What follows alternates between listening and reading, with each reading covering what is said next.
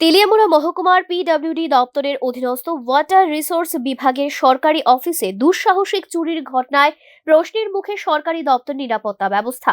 মঙ্গলবার গভীর রাতে চোরের দল সরকারি অফিসে হানা দিয়ে একের পর এক তালা ভেঙে নির্বিঘ্নে উধাও করে দেয় সরকারি কাজে ব্যবহৃত বহু মূল্যবান সামগ্রী।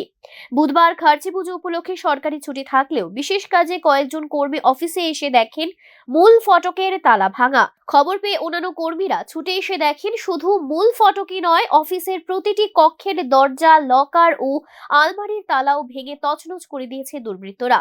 পরে দেখা যায় সরকারি কাজে ব্যবহৃত 3টি অ্যান্ড্রয়েড মোবাইল ফোন, কয়েকটি মোটর সহ একাধিক গুরুত্বপূর্ণ সামগ্রী চুরি হয়ে গেছে। কি মনে করতেছেন, কারোর সন্দেহ বলতে এমন তো কোনো কিছু হইতেছে না, তবে দেখা যাক অনেক কি হয়।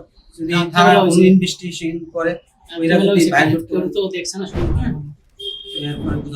এই ব্যাপারে তেলিয়ামুড়া থানায় অভিযোগ জানানো হলেও শেষ খবর লেখা পর্যন্ত তেলিয়ামুড়া থানার পুলিশ ঘটনাস্থলে পৌঁছায়নি।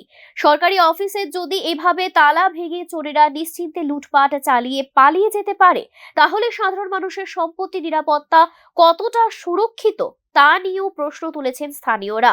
ঘটনার পূর্ণাঙ্গ তদন্ত করে দ্রুত দোষীদের গ্রেফতার ও চুরি যাওয়া সরকারি সামগ্রী উদ্ধারের দাবি জানিয়েছেন দপ্তরের কর্মীরা।